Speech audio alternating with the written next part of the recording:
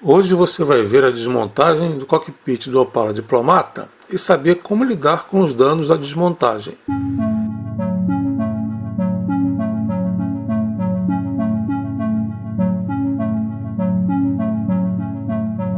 E tentar atender o Felipe Garcia, que veio me pedindo para falar de ferramentas de miniaturas. É que na grande maioria dessas ferramentas, todas são improvisadas, não são exatamente definidas para aquele tipo de uso.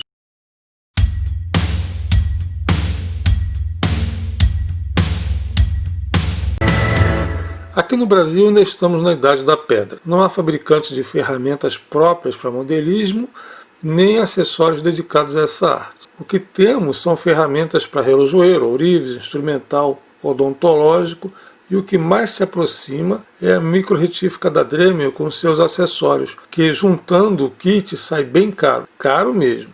No eixo europeu, miniatura é levado tão a sério que existem programas de TV, indústria dedicada de ferramental e máquinas, acessórios, insumos fantásticos para dioramas e para customização, até disco de freio em escala você encontra para venda. Fora material primo, né?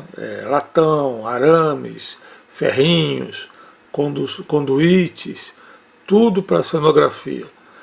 Carro de controle remoto na escala HO, motores para a escala N, uma infinidade de produtos que vão atender a ferromodelismo, modelismo, aeromodelismo.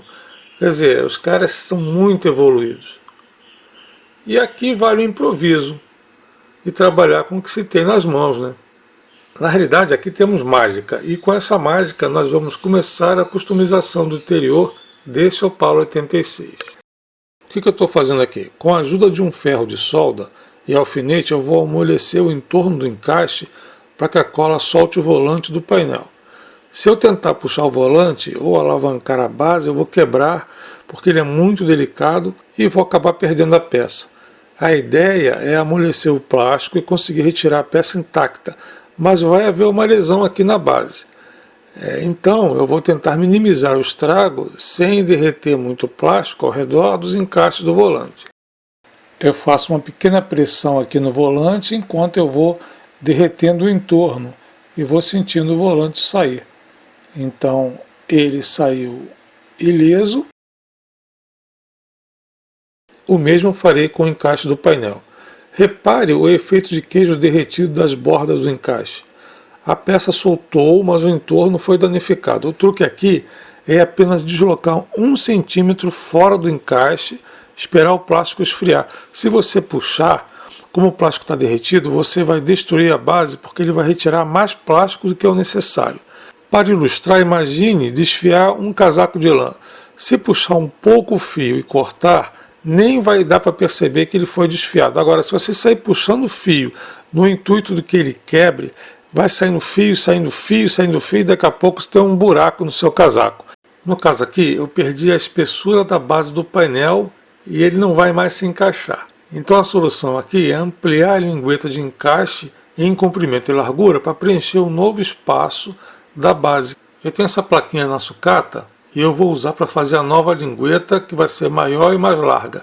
Minha ideia é fundir o plástico com cimento de plastimodelismo, completar com a solda do próprio plástico. O importante é recriar o ângulo de 90 graus para ter mais área de contato para a colagem. A ferramenta aqui vai ser essa lima quadrada.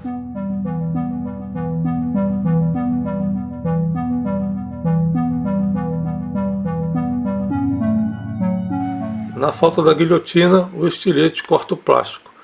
Agora eu já tenho a lingueta de encaixe e falta fixar no painel.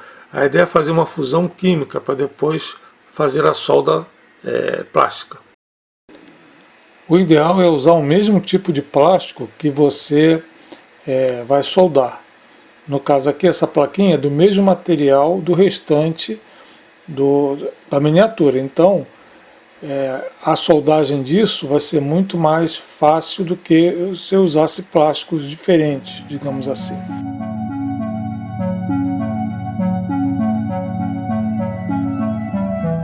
Aqui mais um improviso. o uso da pinça como terceira mão para fazer uma pressão constante nas duas peças a serem fundidas. Essa pressão uniforme, sem variação, é necessária para o sucesso dessa operação. Por que isso? Porque se você ficar segurando isso na mão, horas você vai fazer uma pressão maior, horas menor, e esse produto ele tende a derreter o plástico. Então, se você pressionar demais, ele vai deformar. E se você pressionar de menos, né, uma hora você exerce uma pressão X, aí daqui a pouco uma pressão menos X, pelo próprio cansaço da mão, ele vai criar uma pelezinha e vai ficar mal soldado. Então, se você tem uma pressão constante ali, o produto vai poder fazer o trabalho dele sem muita dificuldade.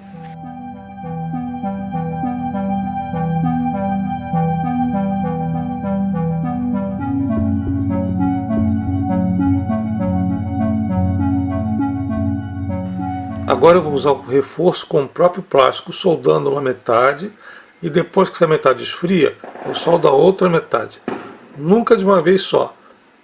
Garanta a fixação de uma parte para depois fixar a outra. Se fizer de uma vez só, você está sujeito a soltar a peça aqui de dentro e o calor deformar a sua lingueta.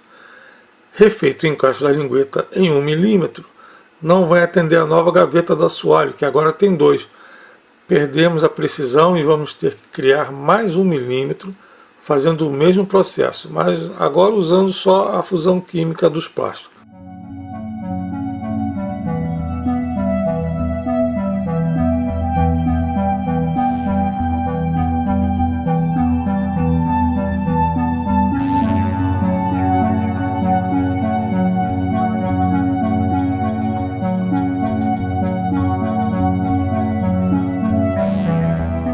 Sempre recorde que quanto maior a área de contato, melhor a colagem.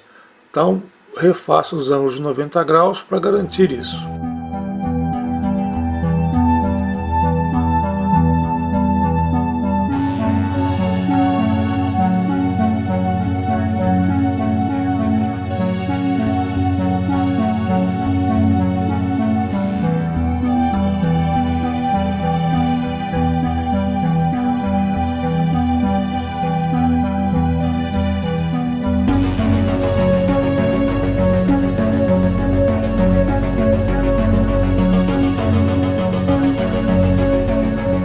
Lembre também da pressão contínua sobre a fusão, para que esta fique com raízes e solde. A maioria das vezes basta só passar o cimento que a mágica ocorre. Aqui não vai funcionar porque é um encaixe.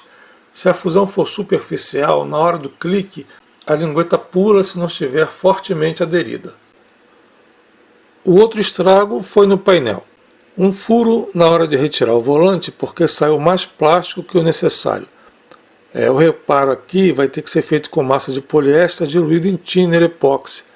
E precisa ficar muito seco para não esfarelar, já que a gente vai alterar as características do thinner, né? Da massa de poliéster. Eu aconselho aguardar um dia para que endureça bem essa massa e você possa trabalhar sem medo que esfarele ou que solte da parte plástica. O fato de trabalhar com essa massa assim bem aguada é que ela vai aderir e ela vai entrar muito mais fácil em pequenas superfícies, porque ela in natura ela é feita para carro, né? Para chapa, então ela é muito grossa. E você diluindo ela vai virar esse creme e ele vai com muito mais facilidade preencher esses espaços. É como se fosse um primer, só que um pouco mais espesso. O primer também tem essa função, né, de cobrir pequenas falhas. Mas aqui eu tenho a preferência da massa de poliéster porque a secagem dela é muito mais rija do que o primer pode oferecer. E ela depois vai aguentar uma lixagem muito mais efetiva do que o primer também vai poder te oferecer. Então, por essa razão, eu acabo escolhendo sempre a massa de poliéster para fazer esses pequenos reparos.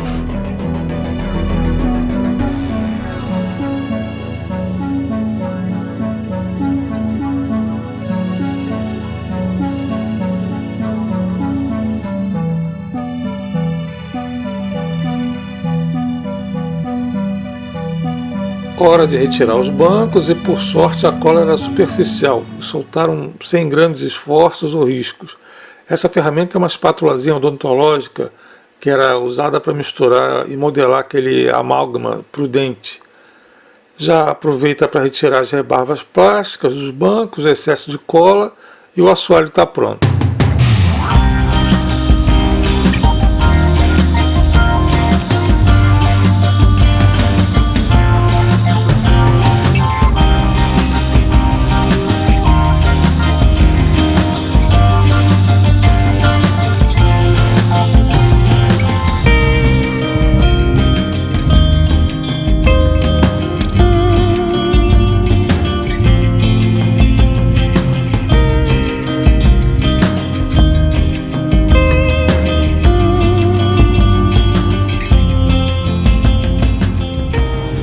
Outra ferramenta improvisada, com uma lixa 1200 para lixar pequenas áreas.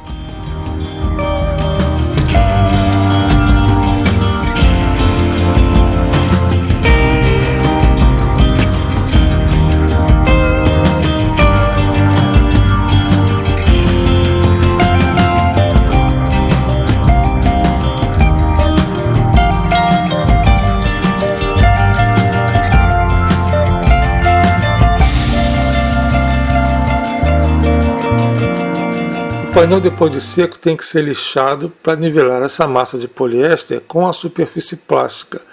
E a lixa deve ser suave para não esfolar o plástico, para que restaure a forma original da peça antes da lesão. Por isso que eu acho meio complicado falar de ferramenta para miniatura, porque aqui nós não temos isso. Os que conseguem comprar lá fora, excelente, mas a maioria de nós aqui, tudo é improviso, né? Então você tem que meio que sentir qual a sua necessidade e como você vai fazer para resolver o caso. Você pode usar a lixa d'água também para fazer isso, mas eu preferi essa lixa seca porque a lixa d'água ela vai criando uma pasta, ela vai criando um resíduo que depois ele vai ficando difícil de você ver o que você está fazendo. Aqui no caso, você não pode agredir o plástico. Realmente é só modelar essa massa para corrigir a lesão que foi feita pela solda, né, pelo alfinete quente. E você tem que estar vendo, você tem que ver o que você está fazendo. A lixa d'água, como ela cria aquela borra e aquela pastinha, ela acaba mascarando o que você está fazendo, e aqui no caso existe um contorno e uma saliênciazinha onde encaixa o volante que eu não quero perder. Então eu achei que é mais interessante trabalhar com a lixa 1200 mais seca.